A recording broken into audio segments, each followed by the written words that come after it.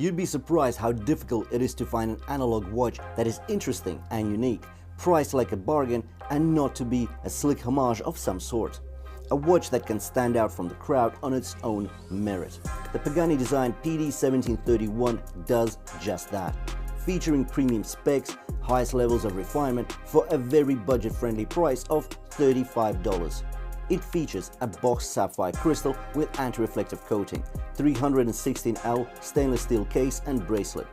The case gets many facets and bevels, light play is unique between the various finishes like polished and brushed surfaces. The screw-down case back and crown warrant 100 meters of water resistance. The milled and signed clasp are a bonus that no one could expect on this watch at this price point.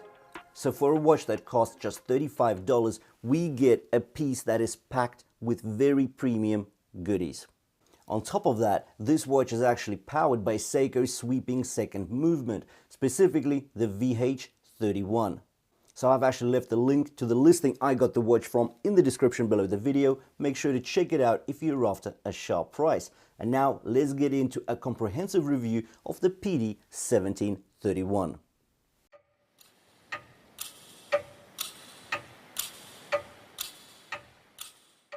In regards to the dimensions, we get a diameter of 38 mm, a lug-to-lug measurement of 44.6 mm, a lug width of 20 mm, tapering down to 16 at the clasp, a height of just 11.6 mm, and a weight of 125 grams before removing any links. There are 3 dial colors available with this watch: the sky blue, emerald green, and a sand beige tone. I have a thing for blue and green dials, hence the elegant blue won me over. Looking at the profile of the case, we can note the distinct layering of this case between the meaty, somewhat rounded flanks and the fine recess delineating the fixed bezel supporting the boxed sapphire crystal. To be fair, a case height of 11.6 mm, including the height of the domed crystal, is very slimline indeed. Yet the rounded sides have a meaty appearance due to the polished surface and potentially the long downward-facing lugs. The lug-to-lug length is already very modest here at just 44.6 mm, yet these slanting down lugs do wonders and hug the watch close to the wrist.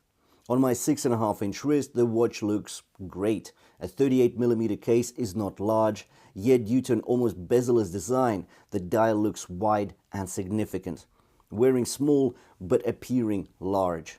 The visual play is unexpected but delightful on such an inexpensive piece. The transition from the polished flanks to the finely brushed lug hoods is done via angled bevels, another feature which I usually applaud on pieces at least double the price.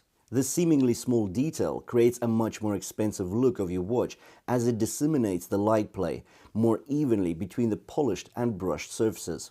The fixed bezel gets 2 surfaces, the polished edge and a brushed bevel, pushing into the boxed crystal. I like that the watch doesn't wander into a retro style with the bezel overhanging the flanks. Rather, it's in line, opting for a sporty and collected appearance. On the right, we have an unguarded screw-in crown, 5.2 mm in diameter, with fine threading and a signed tip. It's just large enough to be convenient to use even if gloved, and still compact enough to be considered elegant. On the underside, we have a screw-down case back, engraved and signed with specs on the periphery. Another pleasant surprise is the bracelet. Firstly, the inverted solid end links are matching the styling of the watch head. As a result, there's no contrasting dissonance between the bracelet and the lug hoods. It's a seamless integration that once again amazes considering the price point. The bracelet features a 3-link design held together by screw pins. The vertical brushing finish is consistent throughout. The fluidity is great and the tolerances are high. This bracelet actually amazes because I've seen much poorer bracelet qualities on Pagani designs for 50, 60, 70 bucks. Here, this is a $35 watch and the bracelet, the tolerances are really high. The fluidity is great and still the links have good articulation. So this is quite an interesting bracelet on such a budget watch. I'm pleasantly surprised. Let's keep going. The milled and signed clasp is another cherry on this cake. On top of that, there are also 3 micro adjustments on this clasp. The boxed sapphire crystal offers an interesting look, not retro nor vintage, yet adding complexity without compromising the all-rounder robustness due to scratch resistance, because again, it is sapphire crystal. The dial texture below seems to be fine crystals or a mist of frost spread evenly across the wide open and symmetrical dial. As the lume test shows, the brightness and the longevity are not the strong points on the watch. The dark blue seconds pointer circles the dial in sweeping motion due to the VH31 hybrid quartz movement. This movement allows for 4 beats per second, hence the smooth motion dissimilar to the usual quartz, which beat with just 1 beat per second. So here is another value watch. 35 bucks, and you're getting a lot for your money, like really a lot.